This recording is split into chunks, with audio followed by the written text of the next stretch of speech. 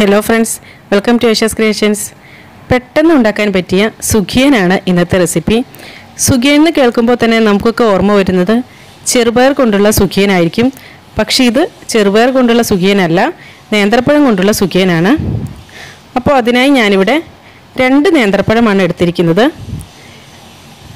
ഇനി അതിൻ്റെ തൊലിയൊക്കെ കളഞ്ഞ് ചെറുതായിട്ട് കട്ട് ചെയ്തെടുക്കാം. നേന്ത്രപ്പഴത്തിന് ഏത്തപ്പഴം എന്നും പറയാറുണ്ട്.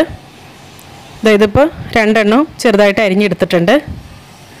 അതുകൂടാതെ ഇത്രയും ഇൻഗ്രീഡിയൻസ് കൂടി ഇതിന് ആവശ്യമായിട്ടുണ്ട്. ഇൻഗ്രീഡിയൻസ് ലിസ്റ്റ് ഡിസ്ക്രിപ്ഷൻ ബോക്സിലും കൊടുത്തിട്ടുണ്ട്. അപ്പോൾ ഇത് ഉണ്ടാക്കാൻ തുടങ്ങാം. അതിനായി ഞാനിവിടെ ഒരു ഫ്രൈയിങ് പാൻ സ്റ്റൗവിൽ വെച്ചിട്ടുണ്ട്. പാൻ ചൂടായി കഴിഞ്ഞപ്പോൾ അതിലേക്ക് 1 ടേബിൾ സ്പൂൺ നെയ്യ് ഒഴിച്ച് കൊടുത്തിട്ടുണ്ട്. നെയ്യ് നന്നായിട്ട് മെൽറ്റായി കഴിഞ്ഞപ്പോൾ അതിലേക്ക് ഈ അരിഞ്ഞു വെച്ച പഴമിട്ട് നന്നായിട്ടൊന്ന് വഴറ്റിയെടുക്കാം.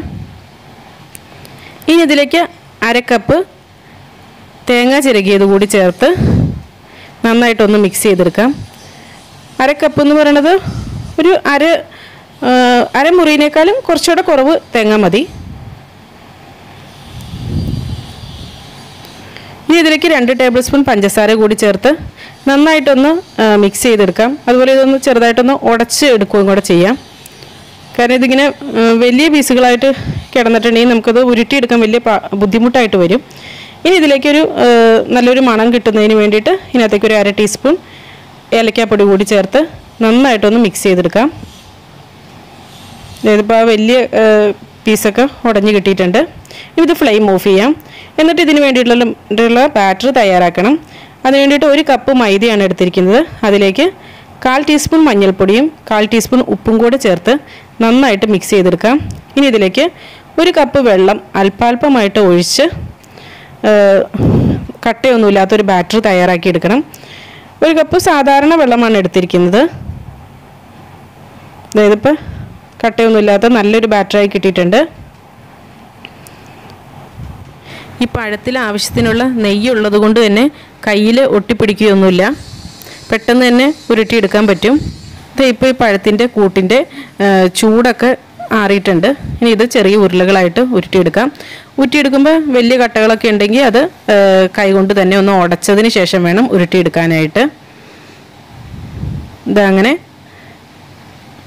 എല്ലാം ഇതുപോലെ ചെറിയ ഉരുളകളായിട്ട് ഉരുട്ടിയെടുക്കുന്നതായിരിക്കും കൂടുതൽ നല്ലത്. അപ്പോൾ പെട്ടെന്ന് തന്നെ നമുക്ക് കുക്ക് ചെയ്തെടുക്കാൻ പറ്റും.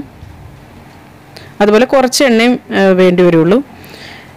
ഇനി ഇത് ഫ്രൈ ചെയ്തെടുക്കാം. അതിന് വേണ്ടിയിട്ട് വെളിച്ചെണ്ണയാണ് എടുത്തിരിക്കുന്നത്. വെളിച്ചെണ്ണ നന്നായിട്ട് ചൂടായി കഴിയുമ്പോൾ ഈ ഓരോ ബോൾസും ഇങ്ങനെ ഈ ബാറ്ററിൽ മുക്കിയതിന് ശേഷം ഇതിലേക്ക് ഈ എണ്ണയിലിട്ട് ഇട്ട് കൊടുത്ത് 2 വശവും ഒന്ന് മൂപ്പിച്ചെടുക്കണം.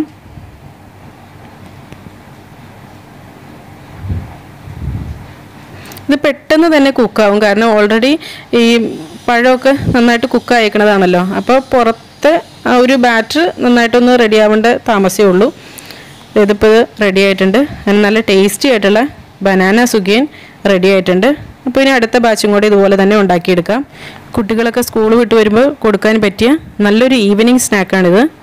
ചായയോടൊപ്പം കഴിക്കാൻ നല്ല ടേസ്റ്റാണ്. ബാറ്ററിൻ്റെ കൺസിസ്റ്റൻസി എപ്പോഴും ശ്രദ്ധിക്കണം, കാരണം ബാറ്റർ ഒരുപാട് ലൂസായിട്ടുണ്ടെങ്കിൽ ഇത് ഒരിക്കലും ഇങ്ങനെ പിടിച്ചിരിക്കില്ല. അപ്പോൾ നമുക്ക് കറക്റ്റായിട്ടുള്ള ഒരു സുഖിയൻ ലഭിക്കില്ല. അതുപോലെ ഇത് ഫ്രൈ ചെയ്തെടുക്കുമ്പോൾ മീഡിയം ഫ്ലെയിമിലിട്ടിട്ട് വേണം ഫ്രൈ ചെയ്തെടുക്കാനായിട്ട്. ലോ ഫ്ലെയിമിലിട്ടിട്ട് ഫ്രൈ ചെയ്തെടുക്കരുത്. ലോ ഫ്ലെയിമിലിട്ടിട്ടുണ്ടെങ്കിൽ ഇത് ഒരുപാട് എണ്ണ കുടിക്കും. അപ്പോൾ ഇതെല്ലാവരും ഒന്ന് ട്രൈ ചെയ്ത് നോക്കുക. വളരെ എളുപ്പത്തിൽ ഉണ്ടാക്കിയെടുക്കാൻ പറ്റുന്നതാണ്. വീഡിയോ ഇഷ്ടമായിട്ടുണ്ടെങ്കിൽ ലൈക്ക് ചെയ്യുക. ചാനൽ ഇതുവരെ സബ്സ്ക്രൈബ് ചെയ്തിട്ടില്ലെങ്കിൽ സൗജന്യമായിട്ട് ഇപ്പോൾ തന്നെ സബ്സ്ക്രൈബ് ചെയ്യുക. കൂടെ ബെല്ലൈക്കൺ കൂടി ക്ലിക്ക് ചെയ്യുക. അപ്പോൾ നല്ലൊരു റെസിപ്പിയുമായി വീണ്ടും കാണാം. എല്ലാവർക്കും നല്ലൊരു ദിവസം ആശംസിക്കുന്നു. Thank you for watching Ayisha's creations.